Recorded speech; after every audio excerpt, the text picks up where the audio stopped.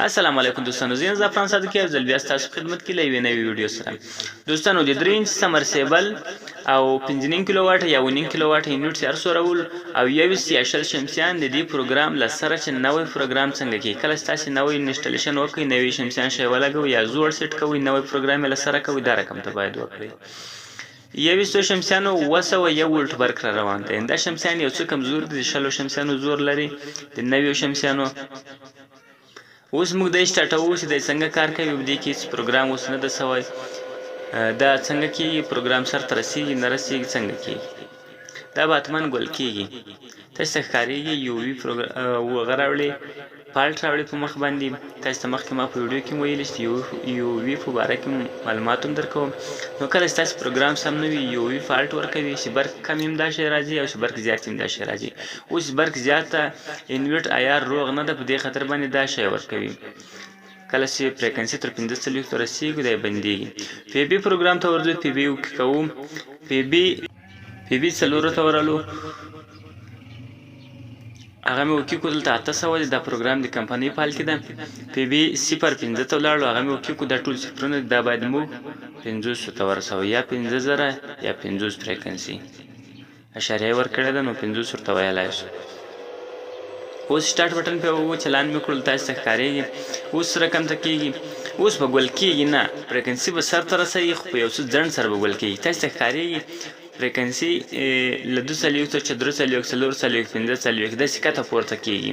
نو په دې حال کې سمرسیبل جټکه وږي، هغه کوم شاپ چې سمرسیبل لري هغه زر خرابوي یا یې پرې کوي یا یې زر خرابوي او ګل کېږي. دا فریکونسي نور هم کته کوو او یا وته کوو.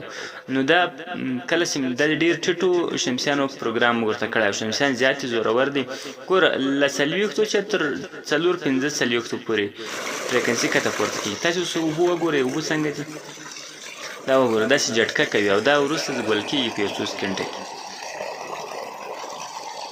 دا اوبه یې ډېره جټکه کوي. په دې حال کې د سمرسیبل د شاپ د خرابېدلو خطره ده او یونټ هم ګل کېږي. دا وګورئ یونټ ګل سولو. اوس ورځو یونټ ګورو، په یونټ کې بیا هغه یو وي فالټ راغلی، دا ده هغه فالټ راغلی. بیرته سټارټ پې وګو. اوس تاسو ته فریکونسي بیرته ښیي چې فریکونسي دوره فرق کوي، یعنې کته پورته کېږي. 40 ته راځي، له 40 تر 4 یا 45 پورې فریکونسي کته پورته کېږي. اوس موږ بیرته پی بي ته ورځو، پی بي 4 ته ځو. دا 88 ده. دا موږ پروګرام د 60 شمسیانو د زورورو شمسیانو ورته کوو. یارې په نوي باندې ګورو څنګه کېږي. دا اوس وګورئ، اوس په 2-3 داسې کته پورته کېږي. اوس هم پروګرام یا سیټ نه ده.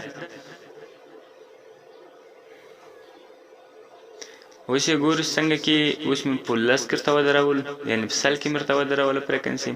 اوس ګوره په 2 صحیح ولاړ ده، هغه اشاریې چې دي کته پورته کېږي. خو که یو څو فیصدي نوره کته یا پورته کې د اشاریې هم کمیږي. کله چې د یونټ د اشاریې او دغه نمره په یو ځای باندې ولاړه وه، کته پورته نه کېدله، نو هغه پروګرام بیخي صحیح ده. تاسو اوس اوبه وګورئ، اوبه هېڅ حرکت نه کوي، بیخي لیول صاف روان دي. په دغه حال باندې اوبه سم هم دي، ډېر هم وي او شاپ هم نه خرابوي، یونټ ته هم تاوان نه رسوي. نو تاسو چې پروګرام کوئ د پی بي د اوبو ته ګورئ، د اوبو په اندازه باندې هغه نمره کته پورته کوئ. کله چې د یونټ فریکونسي په ځای ودرېدله او ډېره کته پورته نه تله، نو دلته اوبه هم جټکه نه کوي. دا شمسیان تاسو ته اوس شمسیان هم ښیم.